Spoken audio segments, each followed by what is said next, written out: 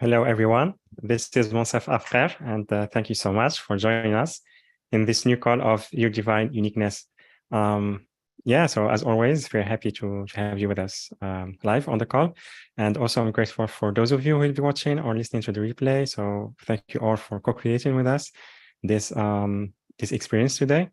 And also very, very excited that Ana La Rai is back on the show.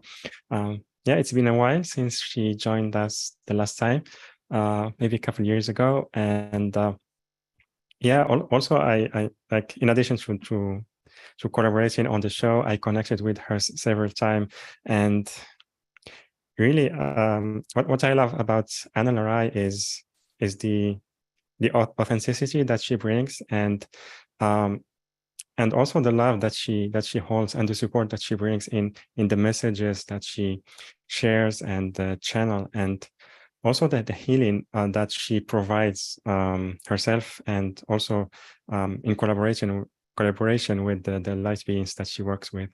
And it's how to say, the message that she brings really gives us a lot of awareness about and clarity about who we are, and our true power as human, and also as divine beings, and how we can bring our true essence, our light and gifts to the world, and at the same time support ourselves, create an experience and life that really want from we really desire from our hearts, and also at the same time help to in the awakening of humanity. So I really love her message and the healing that she provides again, and I'm really excited that she's back today. And today's subject is relationships and self-love. So we will be discussing this subject. She will be also sharing her inspiring story and her own experiences, and which I feel really excited about that. And also we'll be talking maybe a little bit about the truth behind twin flames, because we have maybe different ideas and ideas that we either learned from others, or that we created ourselves, that we sometimes we feel so much attached to that, and we forget to focus on what we really desire, what our hearts really desires. And also we'll have a Q&A later. It will be in the second part of the call. And for that, if you are on Zoom, you can raise your hand to talk to Ana La Rai. If you are on the phone, you can raise your hand by pressing *9. And if you want to write your question, you can type it on the chat box on both Zoom and YouTube. And for those of you who are new to Ana La Rai, she is a divine planetary liaison, Mumara teacher, healer, emissary of love, and universal channel for many ascended masters, collective consciousnesses, and enlightened beings. And so with that, Ana La Rai, welcome to the show. Happy to have you with us. Thank you, Monsef. It's so nice to be back here. It's funny, on my Facebook the other day, one of your pictures popped up that I'd been on your show almost the same day 2 years ago. So it was kind of funny. So I'm always happy to come and connect with you. So thank you for those lovely, kind words. Wonderful.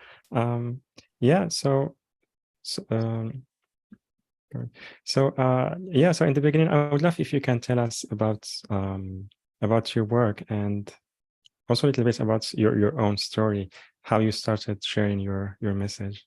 Okay, thank you. So I feel very blessed to do this now full time. And when I started this, I was working full time in corporate Canada and hospitality as an HR director. And I started with my own journey of awakening, and I traveled to different places and had some different teachers, and really started healing my own wounds, which of course, like everyone, I had many, and I was single, and as I eventually moved into deeper layers, I eventually lost a job I had, and then went to a big retreat which is really where I awokened and anchored my next levels of light bodies and had this amazing experience with Source, that I went into absolute divine bliss. And that really kicked my journey forward, so to speak, and got me into working with people, like healing while I was still working full time, and channeling, which I never thought I'd do. That was just not I never thought I was going to do any of those things. And it just really, all the healing I did really continued to propel me forward so that I could assist others. And then when I moved to Vancouver Island here on the west coast of Canada, I'd been there a number of years in a job I really loved. And then I really just reached the point where my guide said, you need to be out in the world doing this full time. And it was a big leap, and some things happened where I felt I had reached the point where my body and my emotions, I couldn't stay at work anymore. I was going home from work crying every night and just in these high levels of anxiety and stress, which is not how I normally live. And finally I realized, okay, I'm done. I'm done. So started my company, Sparkles of Love. I was single and had a house and 2 dogs and had a mortgage to pay and groceries to buy and had no business. And, and 2 days later, my mom passed away. And so the first 6 months were really this grieving and going back and forth, helping my brother and sister with, the estate and helping my sister move and all those things. And then I sat down 6 months after I left and went, oh my gosh, there's nothing left in my bank account. I had planned for 6 months of, I need help. And I sat down, and my living room filled with beings of light. And it was all these ascended masters. And they gave me the name of a program where I started, which was called Messages from the Enlightened Ones. And they lined up and in order, and they said, we want them to be series of 12 live sessions, and each session is 12 beings. And then they gave me the titles for each one, who was going to do it in the title, boom, boom, boom. And I was sitting there writing like crazy. And they gave me the first 2 series, and then they came back a week later and gave me all the advertising taglines. And so from there, I just started with that. And it really, I've grown my business now. And so and I get to travel and do retreats and meet people now that we can, travel again. And so I feel really blessed. And what's changed in my business, I guess, Monsef, over the years as I continue to heal and grow, is that I'm doing a lot more with clients now. I still do all my classes. Like today's the full moon, and so we call those sessions advanced opportunities. And some of those are in the package, my special offer. And I still do that, and I'm doing different things, but now I still do healing work with clients, but now I'm doing a lot more helping people move to their next level of mastery. So I'm doing a lot more activations and changing timelines and opening their gifts for them, and really helping people step out of their stuckness and their fear rather than just the healing piece. So, and in all that journey, of course, it's my own journey first, right? And like, this, as we have to do our own work. And, today I really wanted to talk about relationships and twin flames and love. And because I know that's really important to all of us. And when I started this journey, I was single, and I do remember from the time I was 3 years old, and I don't have many memories from then, but this one has always stayed with me, is I always knew I would meet him. I always knew what I, as a child, thought of my other half. I always knew that I would meet him. And on my darkest days on planet Earth, and I had a few where I really looked at whether I was going to stay on planet Earth or leave early, I remembered that I promised him I would be here. And it's what kept me here. It's literally what kept me here. But I reached a point, so I was living here already. I reached a point in my life when I was still near quitting my job. I was still in corporate here on Vancouver Island. I had just bought my first house. And I remember the search for him was so intense within me, and that it was awful, that I was so disappointed. And every time you met someone, you think, is this them? It really took over my life in the most negative way. And a couple of my friends sat me down, and we said, okay, you got to let this go. This just, it's not productive for you. It's not healthy for you. And I remember it was one of the first things we did in the house is we got the massage table out. And this is my first house I bought. And we did this deep, deep healing on me, and I surrendered it all, and I let it all go. I really did. Because I thought I just can't be in this state of lack anymore, in this state of longing, I guess was really the word where I was at. I was this longing for him. And it was really a relief to give it all up, and sad at the same time. So then I had to go through all that process of grieving. And then I really gave it up. I stopped all of it. I stopped all the looking. I stopped the dating apps. I stopped evaluating every guy that I met, and just said, okay, I need to let this go. I need to just have a life. And it was really interesting because my life got better. Like when I started, it wasn't long after that, within a year or so, that I, left my company, left my corporate job, and started to build Sparkles of Love. And um and then I have to look at my dates because I'm not good at remembering them. In 2015, in October 2015, I was doing a gathering for the Alchemy Collective, which is my divine service work on the planet. And we were going to the next province over here in Canada. We were going to Banff, Alberta, and we'd already done one. So this was about a year after I left my corporate job. And we were going to Banff at Canadian Thanksgiving, which is in October. And we were doing, sort of one of our first bigger gatherings. And there we do divine service for the planet. So what had happened when I mentioned earlier that the messages from the Enlightened One, that's where I was starting to, where the guides gave me. My friend Jeffrey William, Jeffrey had a way bigger email list than I did. And he and I had been working together and chatting. And he said, well, just send it to me and I'll send it out to my list of, 5,000 or whatever.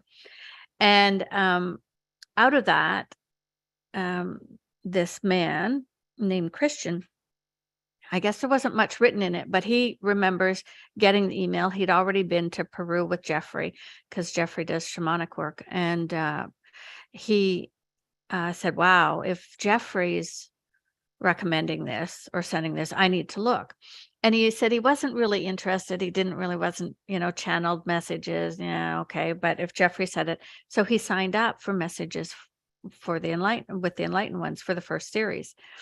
And I was offering them in the evening. He was asleep. He was getting the recordings. So he shared with me that he was driving from Germany, where he lived, to Italy to his family's house. And he thought he was going down the Autobahn. I don't know what at speed. And he thought, well, okay, I'll just put one of these channeling things on. And he said he almost drove off the highway, off the road, because the energy was so strong, and he'd never heard a channel who brought energy through. And he, and as we finished up the series, the guides came through and said to me, you need to change the time of day. You need to do it in the morning so Christian can be on live with the group. I'm like, okay. So I really follow what the guides say. And I didn't think anything of it. And so at the next one, so we're doing series 2 now, and he's in it. And we're doing live, and we were talking about Banff because it was coming up, and people were saying, a lot of people on the program were saying, I want to go to Banff. We're going to Banff. And then someone said, hey, Christian, why don't you come to Banff for the gathering? And he couldn't get his computer off mute, which is really funny, which we now know. And I felt so bad because I thought, oh, don't pressure this poor man, to come from Germany, for 5 days to Canada. Well, anyway, a few weeks later, he didn't think he could go. He had a friend flying in from Sweden. He was already been to Peru. He had to go to China for work. It just wasn't going to work out.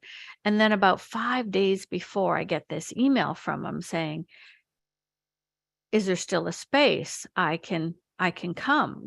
Everything moved around, and I said, "Yeah, sure." So off we went. So before a gathering, they always have me set the seating chart, and it's always done energetically. And we try not to put roommates together and those kind of things. And my first thought of him at that point was, who is this guy? Because they sat him exactly across from me in the circle, which means he's helping hold balance with me energetically. It wasn't even one of my ground crew. I'm like, what? Who is this guy? So that whole week at Banff, we had a great gathering. I hardly spoke to him. He was really shy. All of that stuff happened. And a couple of people who are on here with us were there with us at that gathering. And it just, and that was fine. And I never really talked to him till the very last night. And we stayed up till about 2 a.m. with the ground crew, and we all just chatted. And then he flew out the next morning, and that was fine. And then the next time, so he continued taking the classes with me, and I did some healing sessions on him. And the next gathering was the following spring in Mexico. And I can remember this was sort of the first inkling I got with him, is he came and his flights got delayed. So he got in at like 3 or 4 in the morning. So we met him at breakfast. Everybody saw him at breakfast, the Sunday morning breakfast. And he came up and we hugged each other. And I can remember thinking it was the best hug I'd ever gotten. And I don't know why. I mean, like, it was just like, oh my God. And someone walked by, and to this day, it irritates me. Someone walked by and said, "Oh, go get a room." And I thought, how rude. Like, I don't even know, like, why would anyone say that? And so, and I can remember going, my best friend was at the gathering, and I went to her and said, "Oh my God, this guy gives the best hugs I've ever had." And so she's pushing her way around all day, if you knew her, Candy, to go get a hug from this guy. And she comes back to me. She goes, "That was a crappy hug. What are you talking about?" And I'm like, "Oh no, for me, these are the best hugs." So the main thing is, I tried to set him up with someone that was at the gathering that was closer to his age, and put them at the tables together and all that. And, so everything goes. And he was invited with another person to become part of the ground crew for the alchemy. And he accepted. But on the last day of the gathering, was that Mexico? No, that was the next one. So that was fine. And then I'm going to get my dates mixed up. So a little later that year, so that was Mexico in 2016. And then I got a call from him, a month or two later. And he said, "How do you feel about coming to Italy?" And I go, "What?" He goes, "There is a friend of mine is putting on a spiritual weekend, and the presenters have fallen out, and everything's organized and paid, and we need a presenter."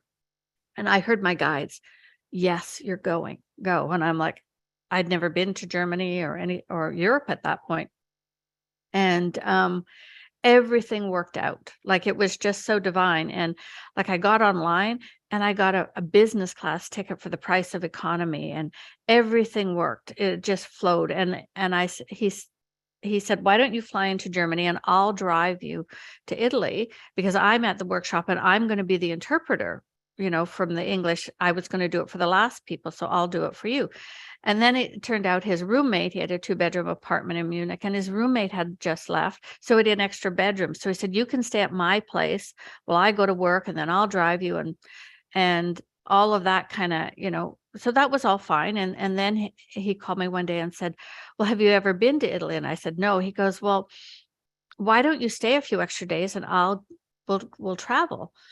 And I thought, how can I say no to an Italian, a younger man Italian, asking me to stay a few days and travel? So, that's kind of, so we did the weekend workshop. That was great. I stayed and did clients, and then we headed off. He went back to Germany, and then I stayed in Italy, and then he headed back for a few days, and we went, and he said, why don't you pick where you want to go? And I said, well, I'd like to do one place somewhere you haven't been. So this is an adventure for you. And then I called him one day and said, I get a hit. Venice. I want to go to Venice. Is that going to be anywhere near where we are? And he goes, I got the same hit. And I've never been to Venice. So off we go to Venice. And we could only do a day. So we parked the car and took the ferry boats in, and it was like 35 degrees, and it was the end of July, and it was like 100,000 people a day in tourists visit Venice back then. And we just didn't want to be in the crowd. So we moved all the way back into the streets and had this, we're looking around and taking pictures and having a good thing. And the deal was, he was the guide. We were going to find a place to meditate and put some crystals in the canals. And I took the pictures. So at one point, we're walking along and I'm a little bit ahead of him, and we're in these little narrow streets in Venice. And I walk under this old lamppost. And I have this flash of a memory of him, of living in that Venice and in another life and being female, and him kissing me. And I'm like, oh my God, like I have no attraction to this man. I'm not interested in him. He's way younger than me. And like, I'm freaked out. So I say nothing. Okay. I'm like, so the rest of the afternoon, I'm just like, oh my God, this is weird. Okay. So we go and have a nice lunch. And then finally we find a place to do our meditation. And we go into meditation. We're sitting on the steps of a canal, and the guides come through, and I'm starting to channel. Well, if the guides don't, because I never stop them, if the guides don't tell them what just happened. Oh, yes, you've had a life together here. You were together. And I'm like, what are you doing? I'm not going to want them to tell him all this. And he's kind of like, okay. And so we're processing the rest of the day, and we have to get back on, because we have to get back on the ferry to get back, because then we have a 4 or 5 hour drive to meet his parents in Germany and all of that. And I remember, he's probably going to kill me for saying this, but I remember we're on the ferry and it's really crowded. And all of a sudden he puts on these big sunglasses and pulls his hat down. And I look and I go, what's wrong? And he's starting to cry. And he said, I don't have the exact words. And he said, oh my God, I found you again. And this, and I'm like, ooh, it was this, where is this coming from? And so I went here on my first trip. I met his parents, went and we got home late and met them and did healing on them while I was having dinner. And his dad speaks a little English and his mom doesn't speak any. And we stayed there and had dinner with lunch with the family the next day. And we had kept getting, he had wanted to take me hiking up in the mountains of the Dolomites. I'm not a hiker, but anyway, my guides kept saying, you must go, you must go, you must go. So I listened to my guides, and I kept getting that I had to go for Christian. And so we head out, and it's on a Sunday, and we're not leaving till late, which was probably a bad thing. And I'm going, those of you who know me, I had worn out running shoes with holes in them, because I don't own hiking shoes. I didn't own a backpack. I have white shorts on, and I've got like a pretty shirt with flowers and sparkles everywhere as we're starting to hike up, and we're staying overnight in a cabin up there. And so Christian's care, and he said, don't bring your camera because it's too heavy. So we start going, and we're going up a little, road and then a path. And then I look up and I'm like, okay. And we keep going. And all of a sudden we're literally on an edge of a cliff, right? And there's no railings, there's no nothing. And hikers are coming down because they go up early in the morning, right? And the weather's starting to come in, and they're talking to him in German, like, are you okay? What are you doing? Because they're looking at me. So all of a sudden I look down, and literally a misstep, you would die. You would go down the edge of the cliff and you'd be done. And all of a sudden I now have a fear of heights that I've never had before. So I'm like, back up against the wall of the mountain. And I'm clearing, clear. And I'm terrified. And we have a long way to go. And I'm like, And all I can do is look down, and the guide said, watch his feet. So all I'm doing is watching his shoes in front of me. Okay, as we're going. And then I look up and I go, so like 3 times I have to stop because I'm absolutely panicked. And then I say, how far? And he points to here, and I go, okay, I can do it. I can do it. What I don't know is that's the halfway point. I misunderstood him. And from there, you have to climb up the rocks. Okay, in my little white shorts and you know, it was off. It was, but the mountain pulled me up. It was the most miraculous thing. I'm not a hiker. I'd never been hiking. I'd never done anything like this. And how I managed to this day is still a wonder. And we got up to the top, and then we have to get to the little cabin and all of that. And we get in, and we have this amazing experience. But the thunderstorms come, and they're huge. And the lightning flashes, and all of a sudden, I feel a presence in the room with us. It's pitch black, and there's something there. And I let out a little scream, but it actually manifested. The spirit of the mountain actually came, because I knew there was something for Christian. So the next day, so we have our own rooms and everything. We're just, you know, doing this experience together. I can't walk. I can't get down, and my flight's the next morning. Back to Canada, because my knee hurt so bad. I literally have to go down on my bum on the stairs. And so there's this big thing that happens, is like, how are we going to get you out? And what are you going to do? Because I know I can't walk, and there's another storm coming, and I know downhill is harder. And so he calls his boss, his work boss, who happened to also be Germany, and it was his cabin. And of all things, he happened to be in the village below us. And he said, oh, I'll just drive up and pick you up. What time? And everything worked out, you know? So I said and it was just this incredible experience. And the next morning I got on my flight back to Canada. And sort of from there, what happened was we ended up doing the next gathering. The next gathering was in Nova Scotia. And that was, when was that? That was still in 2016. And what happened at the end of that one is that at the very end of it, the guides started to work with us, and they had us sit together, and they started to bring this energy in for us together. And they asked us to do something that we called conscious union. And what that was, they asked us, I look back now and think how unusual. They asked us to commit to work with each other for a year, and that you couldn't be emotionally involved and date anyone. For both of us, you could go out and have sex, but you couldn't get involved with anyone else, because you had to make a commitment, an emotional commitment to each other. So Christian said yes before I did. I'm like, oh my God, do I really want to do this? I barely know this guy, and it's not romantic. It's like, but I can't date anyone else. So anyway, through that whole process, we started working together. And by then we were on Skype talking to each other every day, and the friendship just continued to grow. And that's what it was. It was a friendship. And eventually one day we're on, and I'm channeling Nada and Sananda, and because they're helping us with conscious union. And Christian asked this question. He said, are we twin flames? And I almost fall off my chair. It had never even crossed my mind. I was just so far, because there was no attraction on either part. And the guides start to laugh, and they said, actually, you are. We've been wondering how long it would take you to figure it out. And I'm like, gobsmacked.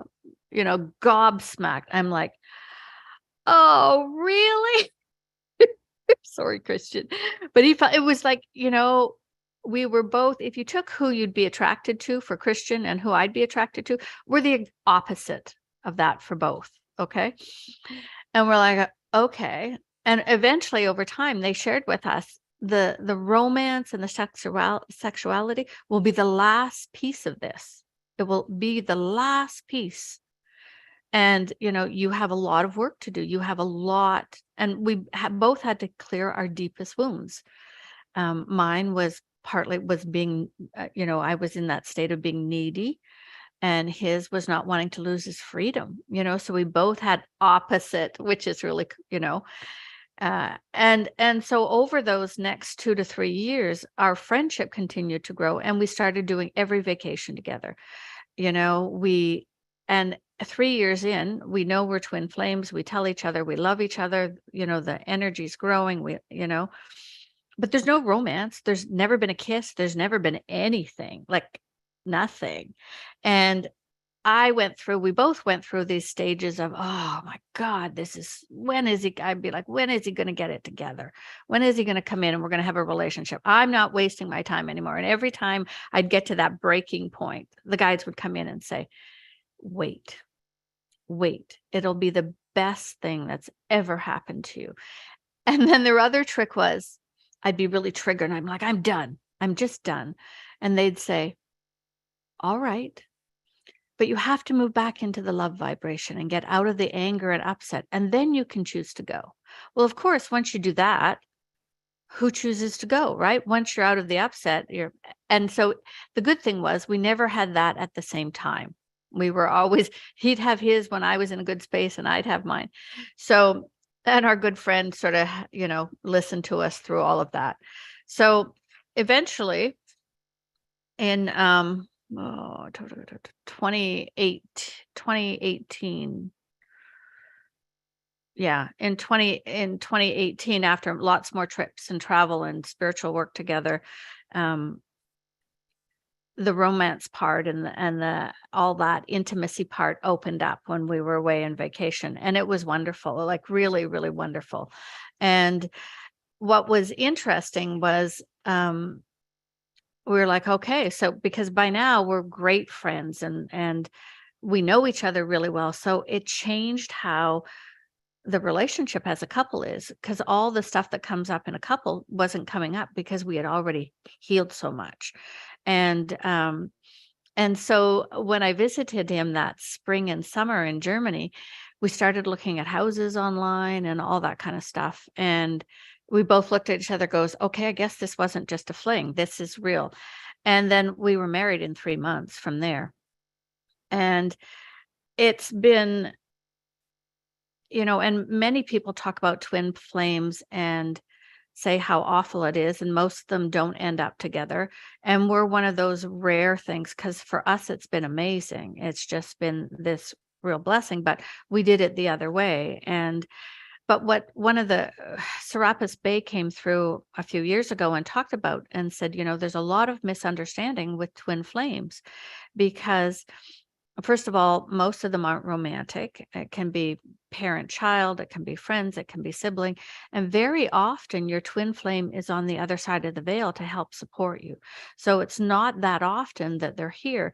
But what Serapis Bey talked a lot about is that the first piece of twin flame is the balancing of your own personal divine feminine and divine masculine.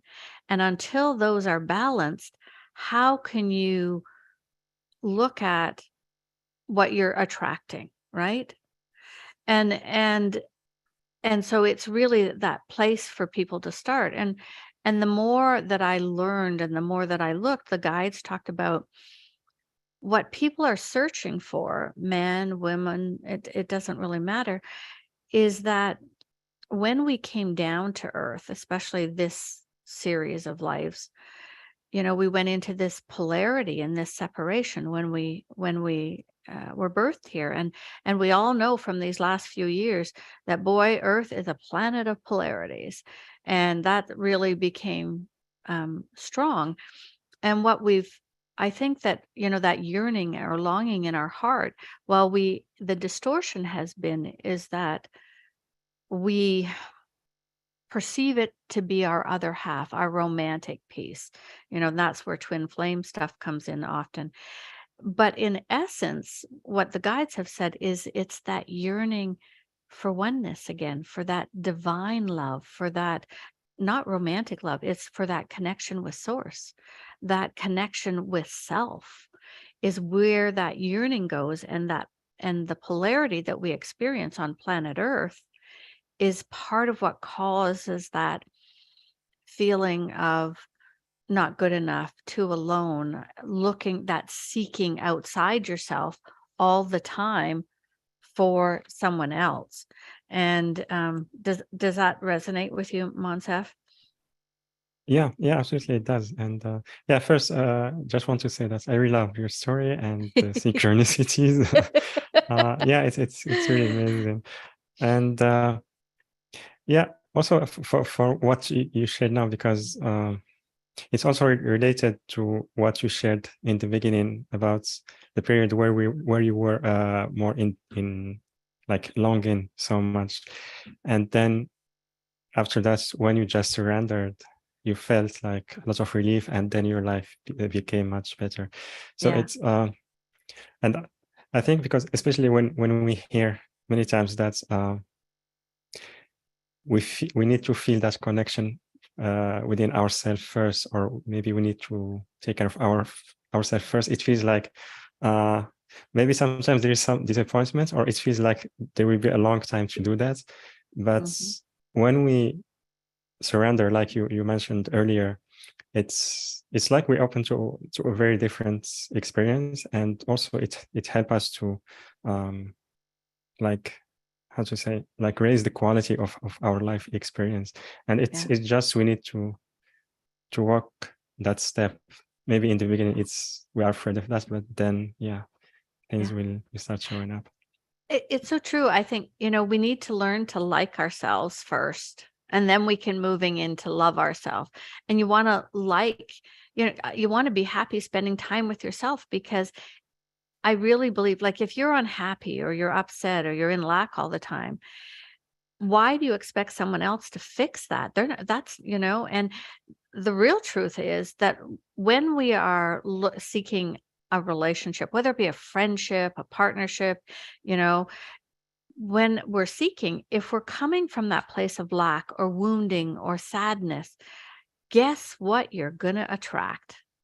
It might not look like that right at the beginning because everybody's putting on their best face, but we all know that's how the world works. We call in a reflection of where we're at.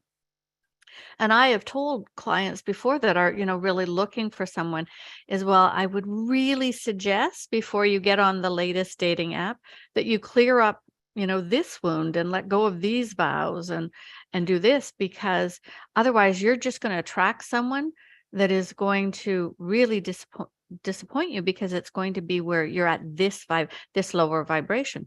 So the more that you can raise your own vibration, the more that you can move into your own liking your own self and loving yourself, the better quality of partner you're going to call in.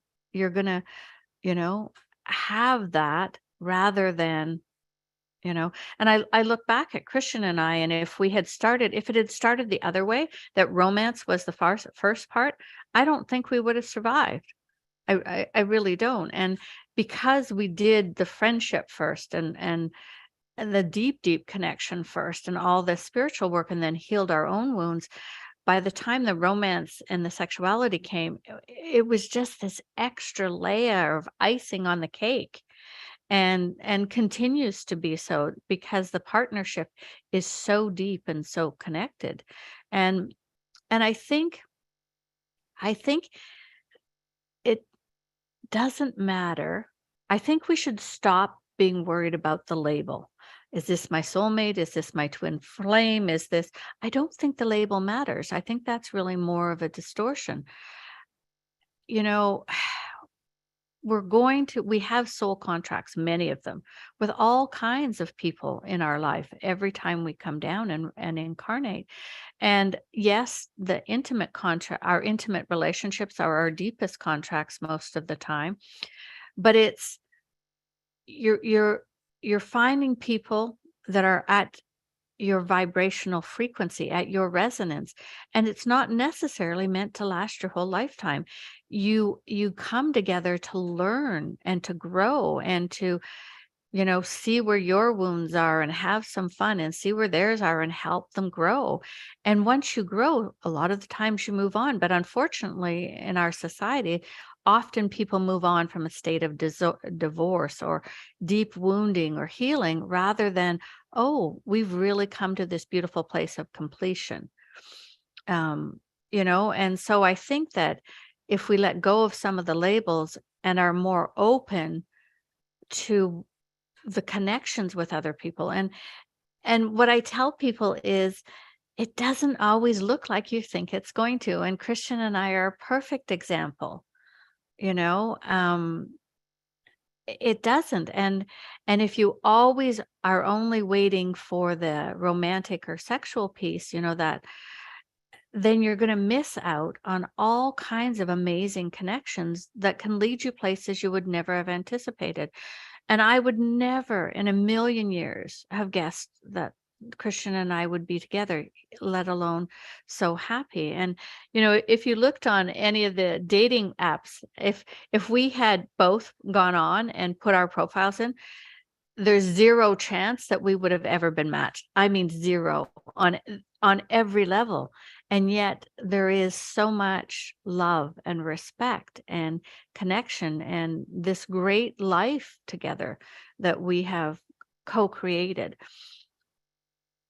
So it's this, you know, let go. So maybe your ideal man is tall and dark hair with blue eyes and, you know, shoulders that wide, and maybe, you know, the woman you want is red head and long hair down to her waist and curvy figure. Let it, if you let all that go, you're probably more likely to find someone that touches your heart, someone that makes you feel like home inside. And I think when I look back now on the first hug I had from Christian, that really big hug where I went, oh my God, he gives the best hugs ever.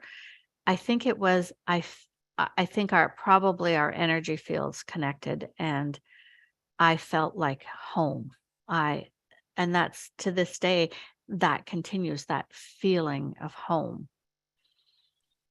Yeah. Yeah. Very beautiful. Thank you so much, Ana La Rai. And also in the same subject, Cynthia, she wrote, how does one really cultivate self-love? What would you say to this? Thank you. Oh, that's a tough one. I think, you know, I think I will say that for me, the lack of self-love is the biggest wound on planet Earth, in my personal opinion. And, you know, whenever you do these Facebook quizzes or anything, people say, oh, what would you do if you could change the planet? For me, I always answer, people would be in self-love. I think that the first piece of healing is always awareness. So how do you really feel? You know, are you angry, or do you hate yourself, or do you like your body? You know, what parts of you do you not like, and what parts do you like? And you want to grow the parts that you like. You want to start looking at what those wounds are, and really starting to bring in more of that vibration of love, to be gentle with yourself and stop judging yourself. Think how hard we are on ourselves, you know, and we're always in that judgment. And so I think that the more we can ease up on ourselves and remember that each one of us has our own magnificence. I'm not supposed to be like you are, and you're not supposed to be like the guy beside you. And we're all supposed to be different. And that's what makes it so magical. So the more you can embrace who you are, and I think that, and find things, I think self-love becomes easier when we start to find things that bring us joy and happiness, rather than always, you know, be judging ourselves or trying to strive for, you know, to keep up with other people. So I think finding joy and happiness, or things to do, or places to go, or people to hang with that bring you that, makes it easier for you to move into self-love. And I will say, on my website right now, which is sparklesoflove.love, if you haven't been there before, I have a free gift, and it's called the Sphere of Self-Love. And it's really, it's free. It's really lovely to help you work with self-love. And, you know, moving into self-love is really one of the best gifts you can give yourself, because it starts to change everything. Because now you don't compare yourself to everybody. Now it helps to release that feeling less than. And, you know, because that feeling less than is that negative driving force for all these things that aren't great in our life, right?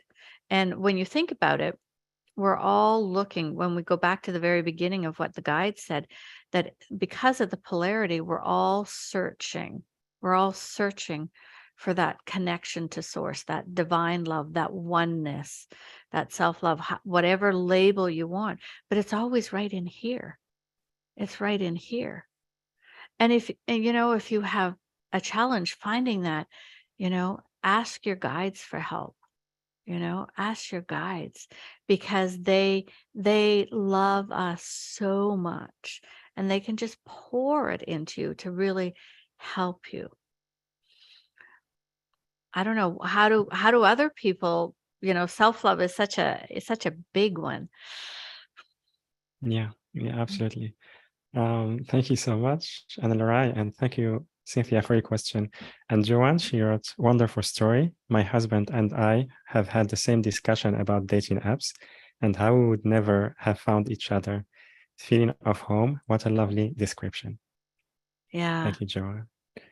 And yeah, so we'll continue taking questions in a little bit.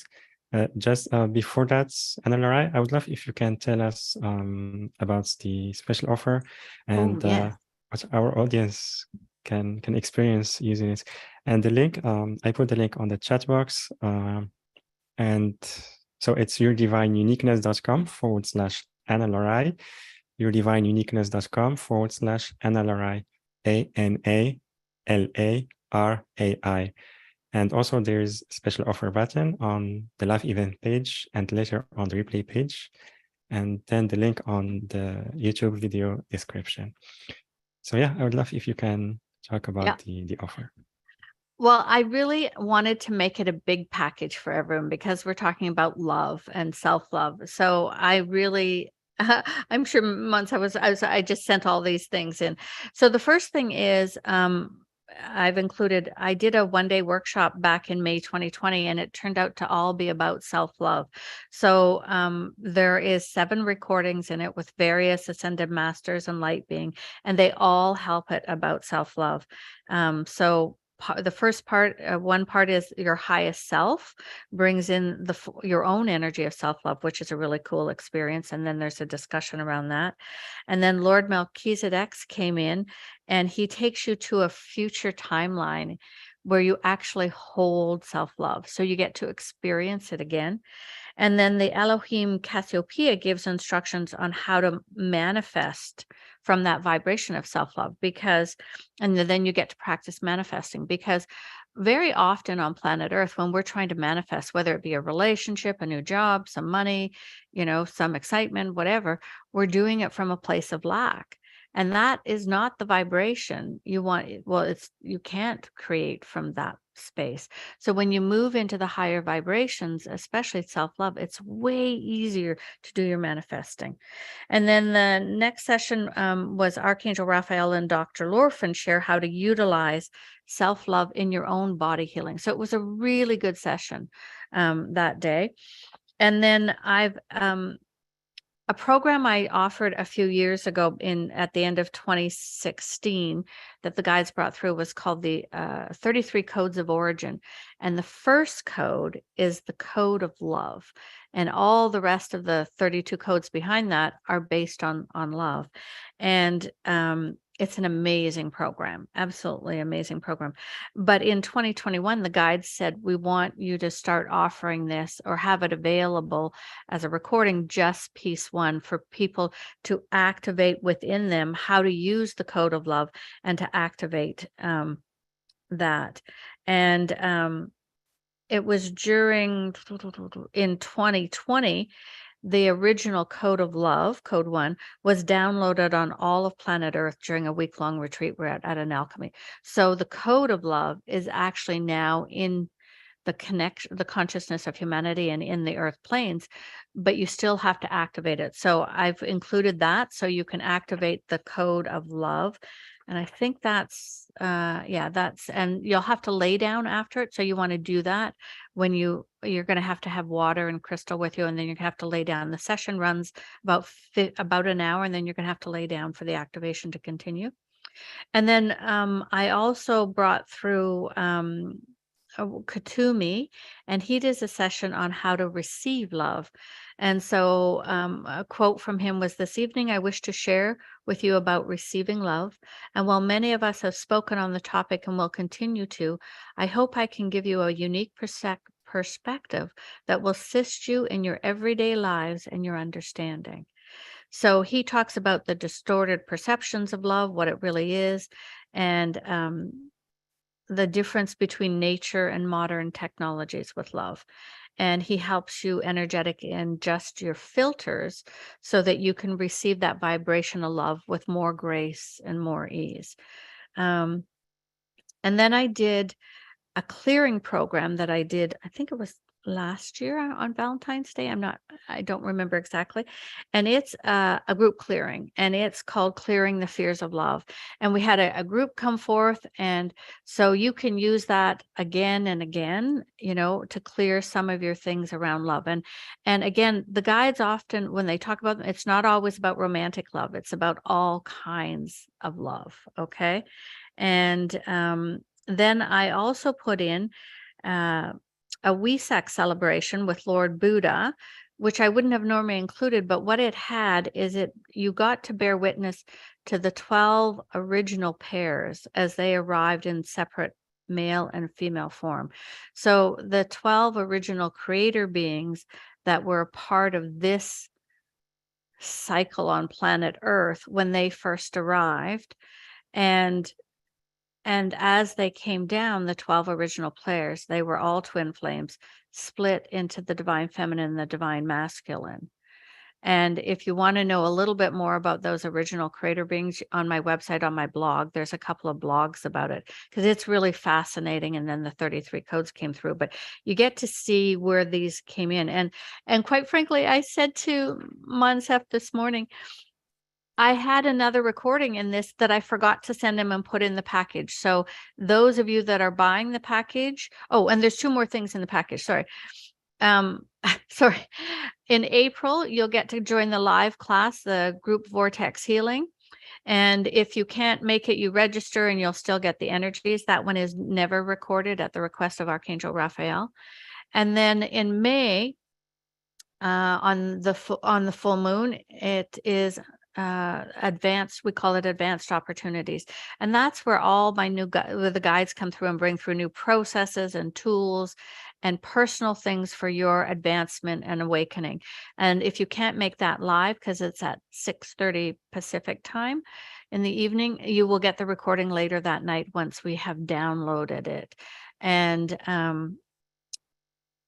so there are 1, 2, 3, 4, 1, 2, 3, 4, 4 recordings, and then another 4. So like 8 recordings, and then the 2 live classes. And what I forgot this morning is I wanted to put in another recording.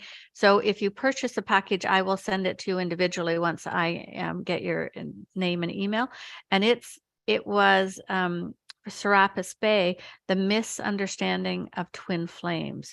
So I've talked a little bit about that, but he goes into a lot of details about it, and helps people sort of understand that a little better. So yeah. Wonderful. Thank you so much for including it, and also for the whole package. It's like you said, it's really big one, and I love that you included all the items in it, and also adding the live, the 2 live calls, so people can receive the healing and guidance live. So so really thank you so much, Ana La Rai, and so everyone, I really recommend that you take advantage of that package. I love the energy that Ana La Rai shares and embodies, and also the messages that she shares. I experienced her work before when we connected first, and for me, it really helps me to get, like I said in the beginning, to get more clarity about myself, about the issues I had at that moment, and also helped me to move through that. How to say? Can say with more ease, and more also understanding, and having more maybe more patience, or more surrendering allow the shift to happen. And really love the experience that I had with her. And yeah, so again, the link is yourdivineuniqueness.com/Ana La Rai, yourdivineuniqueness.com/Ana La Rai, ANALARAI. And there is also a special offer button in the live events page and later on the replay page. And the link will be also available on the YouTube video description. Yeah. And also it's on the chat box as well. I just want to say too, I think it's such an exciting time to be on planet Earth right now. And, there's so much happening and so many new tools and processes coming in to make it the shifts easier for us all as the veils thin. And there's just, it's so important. The more that we can hold the vibrations of love and peace and joy, the easier everything will be. And I want everybody to remember that, because I work with and Monsef knows, I work with the energies of the awakening. That's part of my planetary purpose, is to help bring forth the next layer of energies for the planetary and collective awakening. But you have to remember, everybody, that think about it. We're in the most significant time in our whole planet's history, is the Great Awakening right now, as we're moving the vibration of the planet from 3D upwards, right? And it's this mass awakening that is starting, we're in the midst of. But think about it. Source didn't send the backup team. Everybody who's here right now is part of the A team. Everybody who is on planet Earth right now is a magnificent being of light. And that's every single one of you who are hearing this.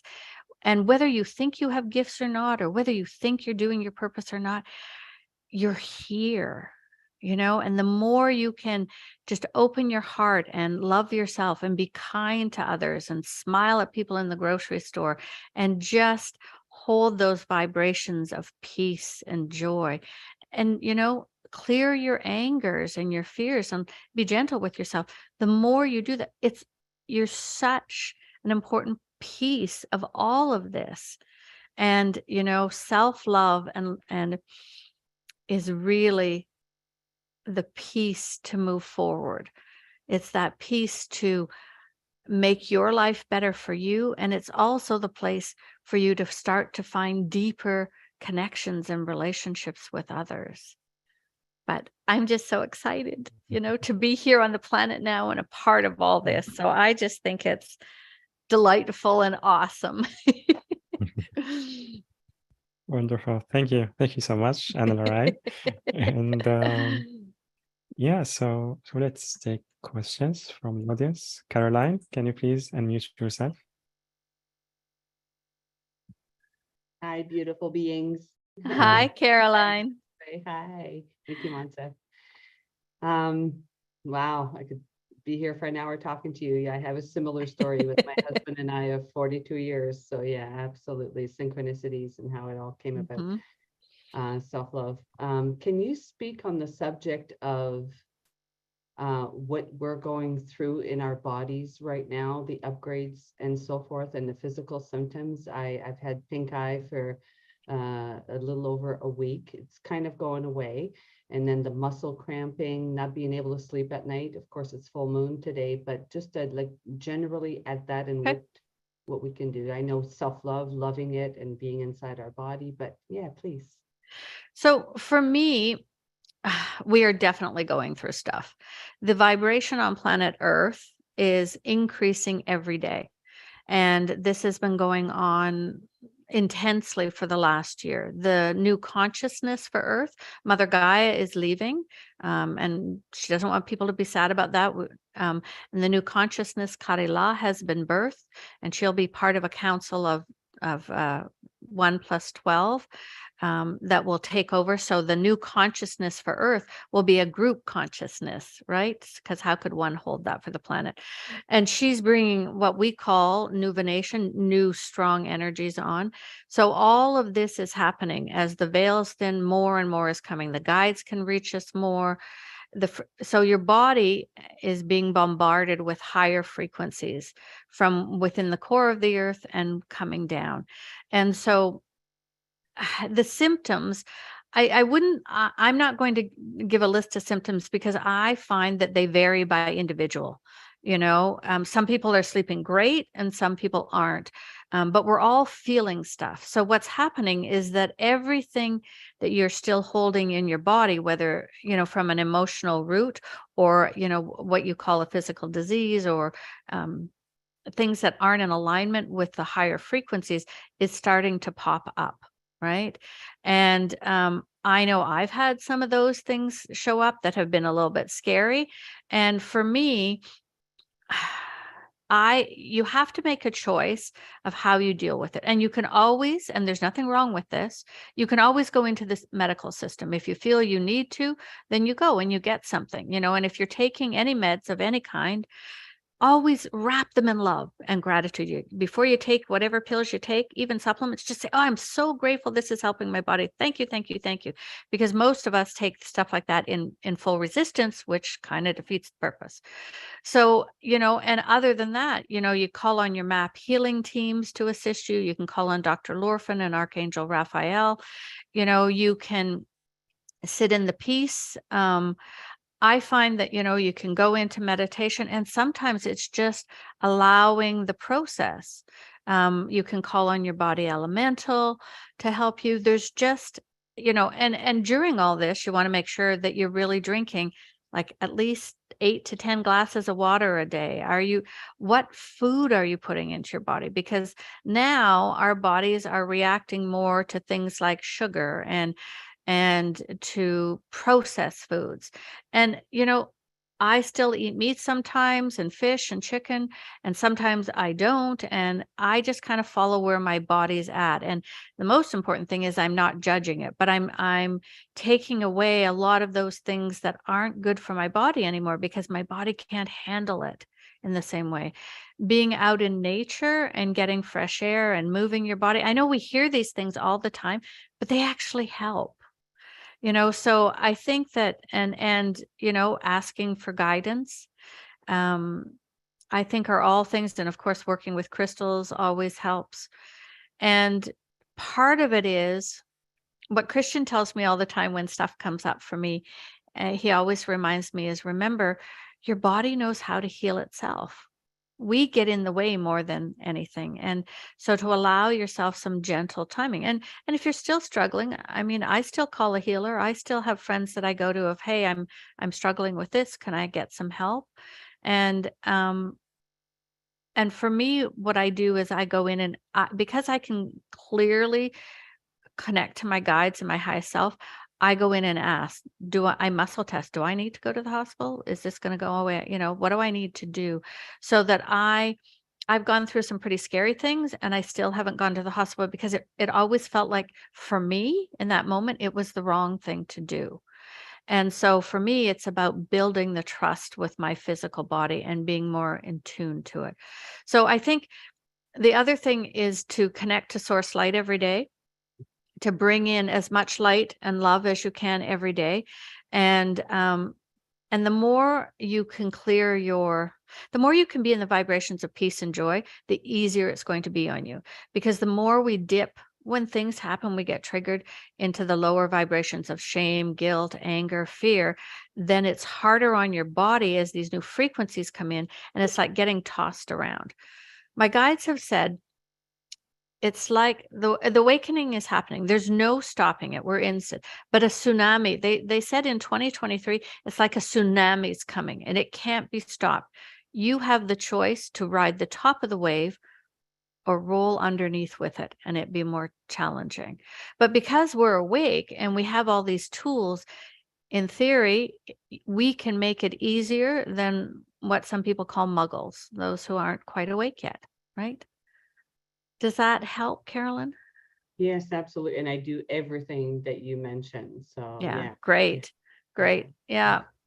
Yeah. And sometimes it's okay. Like sometimes it's just say, okay, I need someone else's perspective, and you book a session with someone, and say, okay, let's see what I'm getting. So, yeah.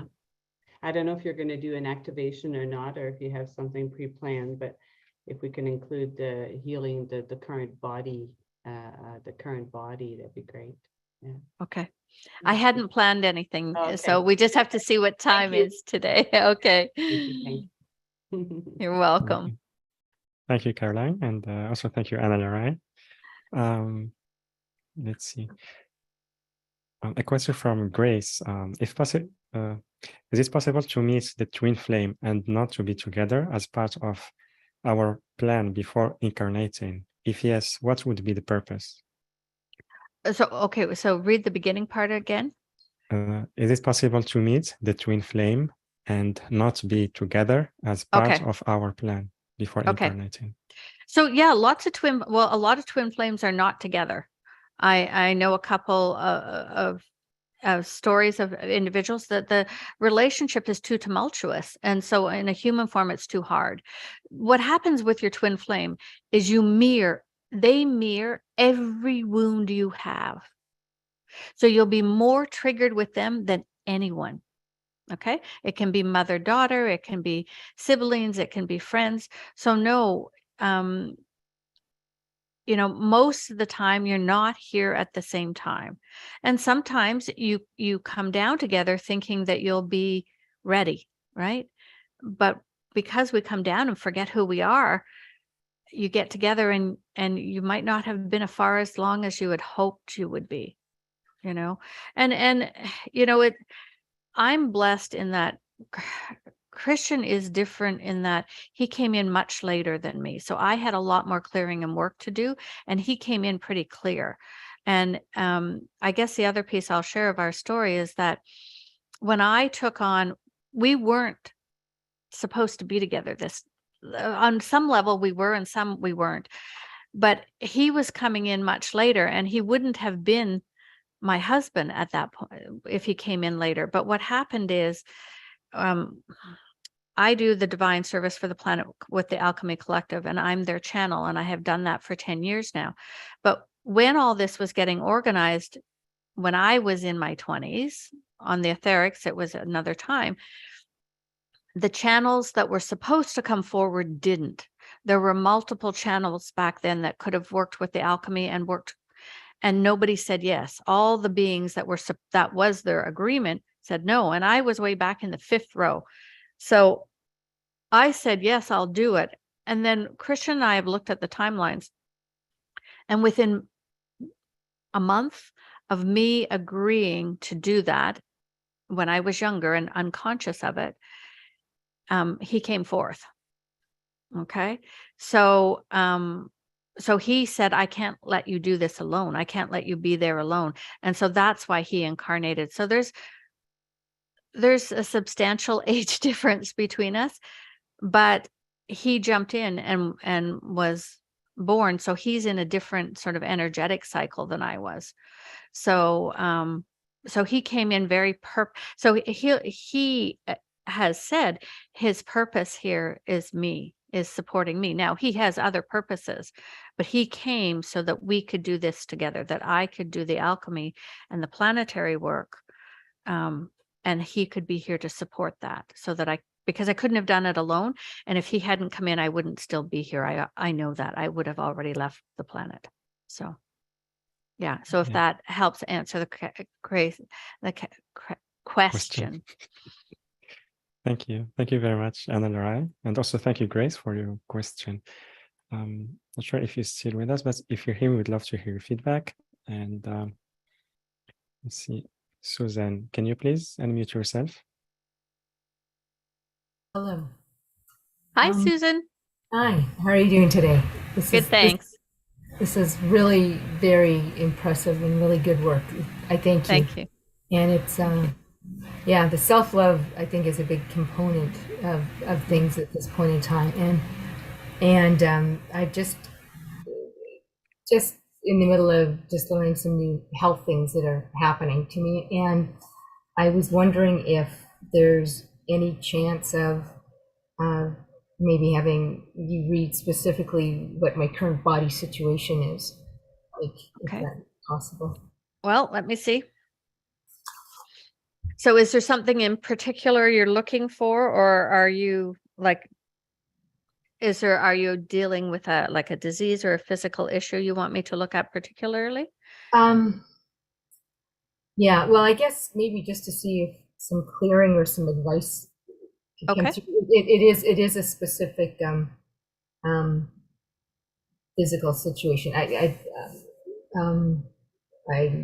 don't know. Okay, that's okay. You don't have to share. Okay, so let me just go in and see.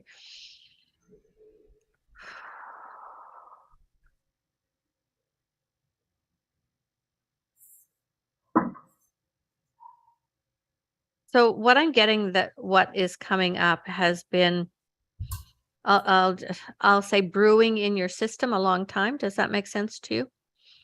Yeah. That it's it's a result from a long time of issue, and that it is also genetically in your line, whether it showed up in the physical for your family members or not. But what it is carried in past, in your family lineage. It's also there. So when you're clearing, you want to also look at that it was carried there. And wow. So what I'm getting, and this is really kind of intriguing, is that the issue you're dealing with, you've done this in multiple lifetimes, this same thing. So it's like, okay, so let me see if I can get the emotional root cause, because it keeps coming back for you, okay? And lifetime after lifetime, which ends up in suffering. And okay, so let's see here. So show me what is.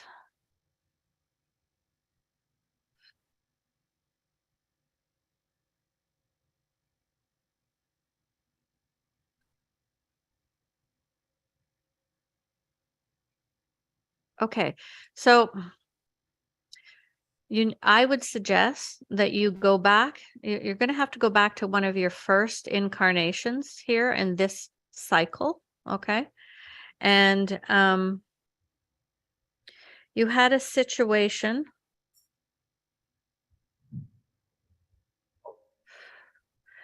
where you took on the belief that the only way to protect others was for you to suffer. So that you took on the suffering of others.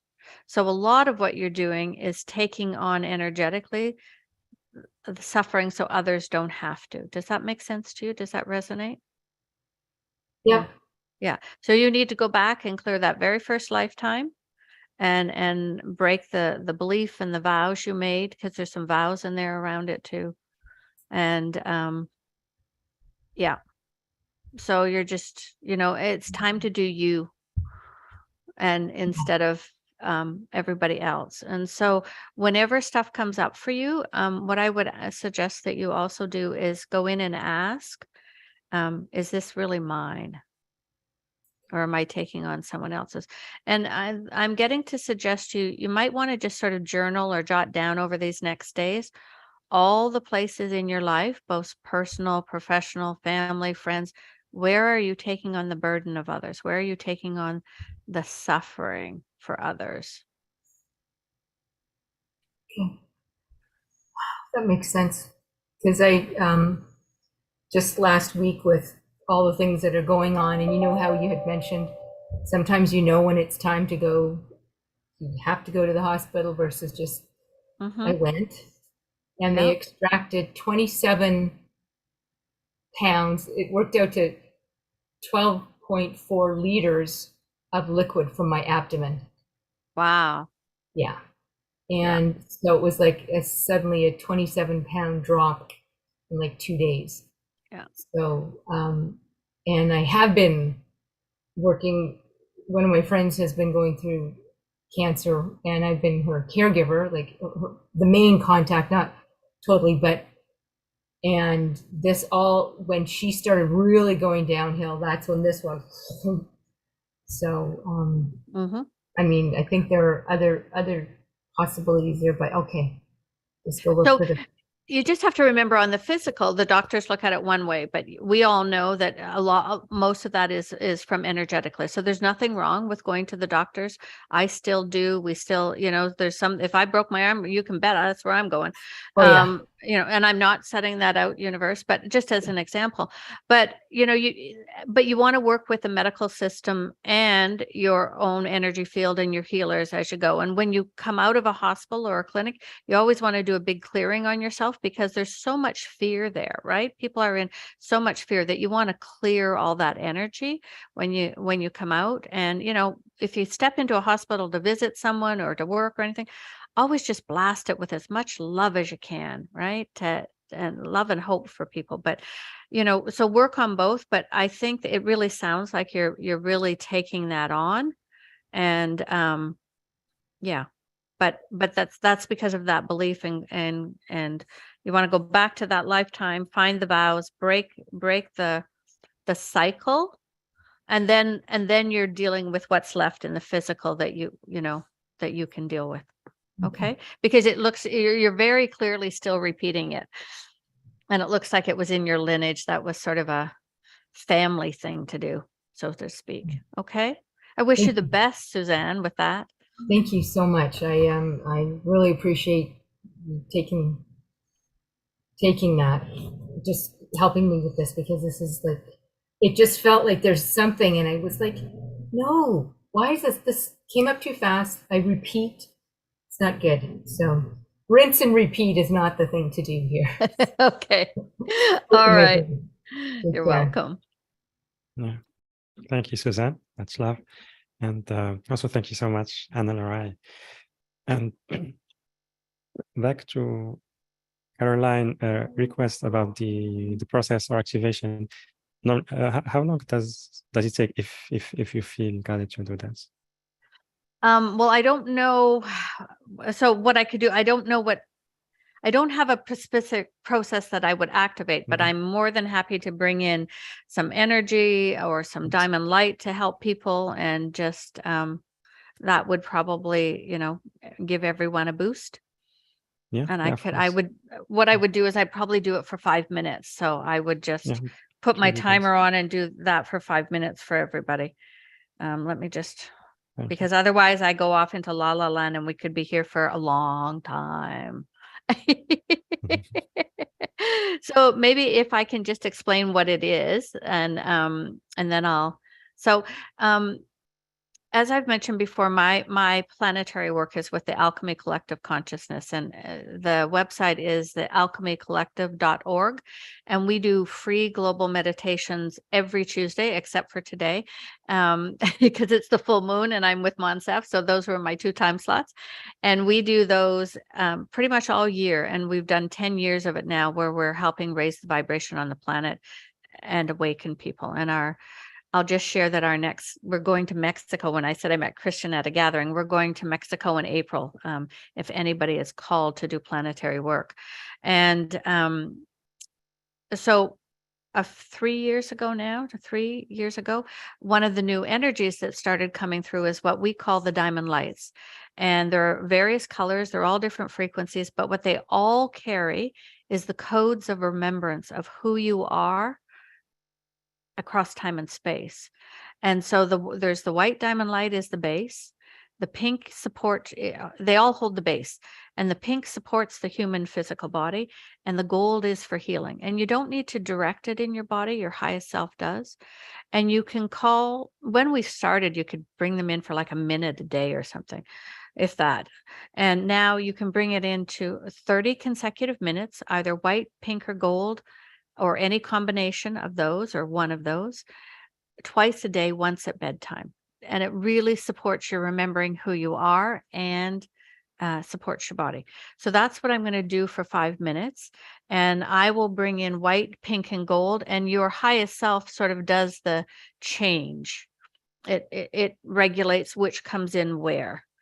So does that make sense to everybody before I start? Or which questions does anyone have about what the diamond lights are? Thank you. It's beautiful. Okay. All right. So eyes closed, everybody. And I'm going to ask everyone to consciously get connected to the light. So just see, feel, or sense as we bring in that pure source light. And I'm going to just allow that pure source light to flow into you. And this is something good to do every single day on your own. And I'm going to call forth on the Alchemy Collective Consciousness, and we're going to start to run the white, the pink, and the gold and diamond lights. And they have diamonds in them and they sparkle, and they're going to come in at your soul star chakra and gently flow into your crown and then flow through your body. So just receive and just feel as it flows in.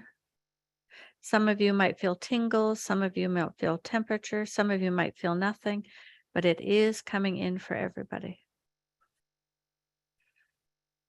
And the highest self always chooses the proportions of each vibration or color.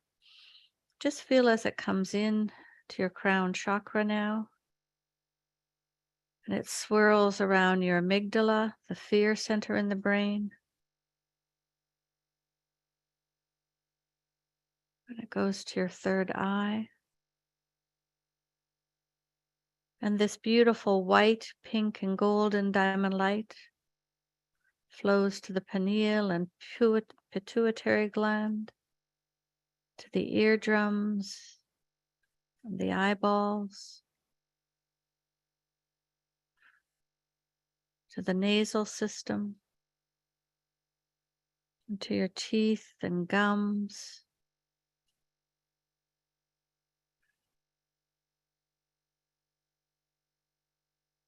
the left and right hemispheres of the brain. And it flows into the hair follicles on your head.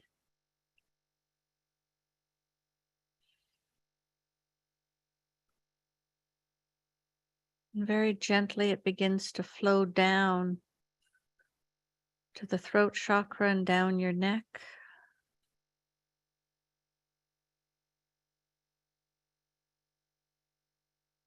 And across your shoulders. All you have to do is be willing to receive. And it flows down your arms to your elbows.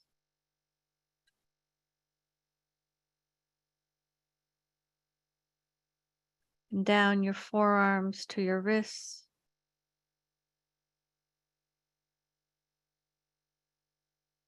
Your hands. Your fingertips.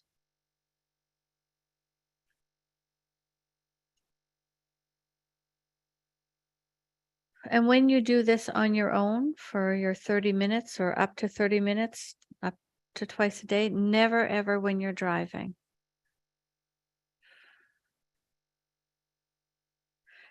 And it flows down into the lungs and the higher heart chakra, and down the spine. And all this beautiful diamond light flows into your heart and fills your heart with the codes of remembering who you are on all levels.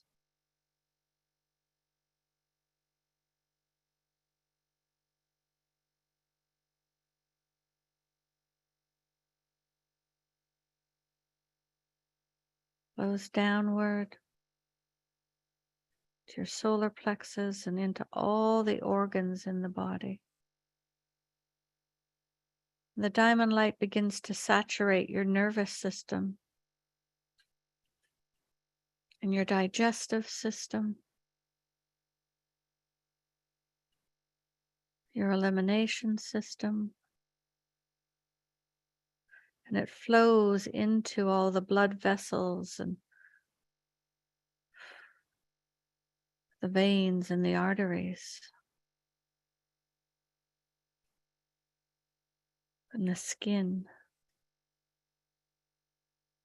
You feel your body begin to relax as all this beautiful vibration of white, pink, and golden diamond light flows into you.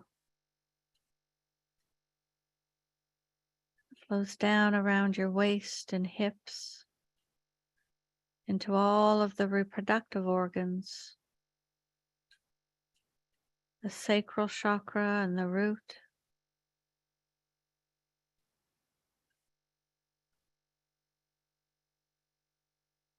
Down your central column of love and light and into all the muscles and the fascia, the tendons.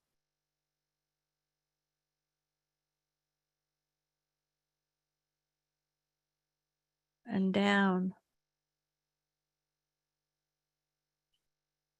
your thighs to your knees and around your knees.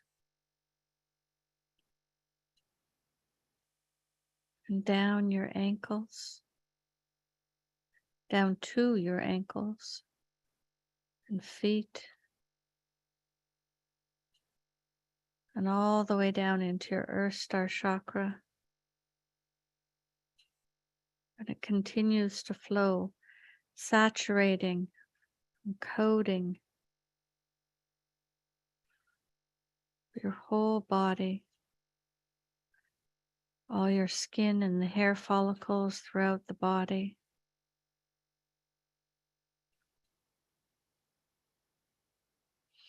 And any of you that are listening that are pregnant, the diamond light is flowing with permission into your little one, supporting them.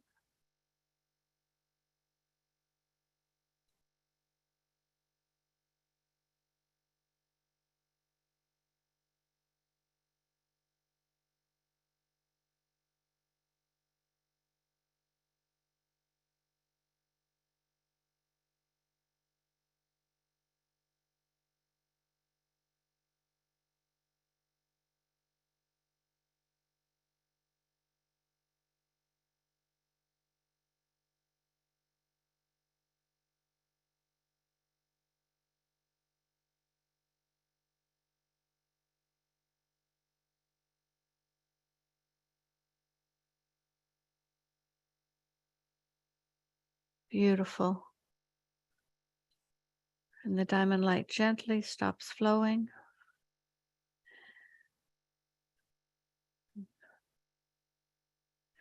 And you can call on this up to twice a day for 30 consecutive minutes. Once should always be at bedtime. And on the Alchemy's website, there's lots of different meditations with the diamond light because there's many other colors. And the timer shut off automatically. So I think we've probably been more than 5 minutes of your download, but that's perfect. How's everybody doing? Does anyone feel a little more relaxed or peaceful? Absolutely. Yeah. So brilliant. Really Beautiful. brilliant. I haven't been cold in 8 years because I'm menopausal. But I felt a shiver of cold come all the way through. And it's the first Beautiful. period I usually feel cold, but yes, absolutely beautiful. The vibrations, the colors. Thank you, thank you, thank you for You doing are that. so welcome. So welcome. My pleasure. So grateful. Thank you. Beautiful. Thank you, Caroline. And also Paula, she wrote, thank you for the beautiful gift of the diamond light. And Haley, I love that. Beautiful. Cynthia, so relaxing and peaceful. Yeah, and also thank you, Caroline. And also for me, it was really relaxing and how to say, like since the beginning, the end, like the lights, it felt really strong coming from my crown chakra and then moving to our body. So thank you for that. Suzanne, she wrote, so calming. Thank you. Grace, thanks. It's one of the easiest things to help raise your vibration and remember who you are every day. Every day. So beautiful. Thank you so much, Ana La Rai. You're welcome. Yeah. Thank you so much for having me again. It's been my pleasure. Yeah. Really love the call today. As always, it's we always had like really amazing calls and experience here on the show. So thank you.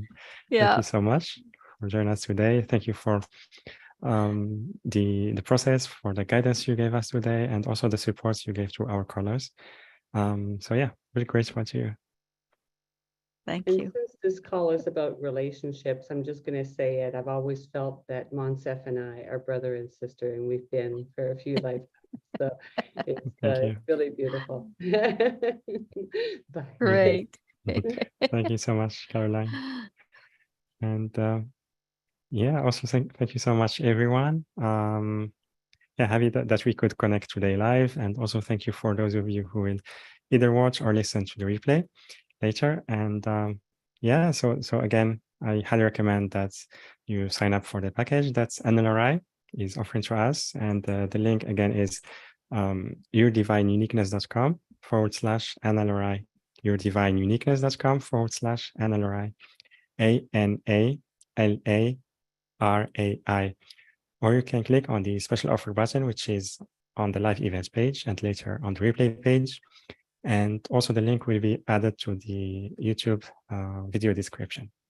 And yeah, so with that, everyone, I'm sending you so much love, and I will see you on the next call. Bye-bye, everyone. Bye, everybody.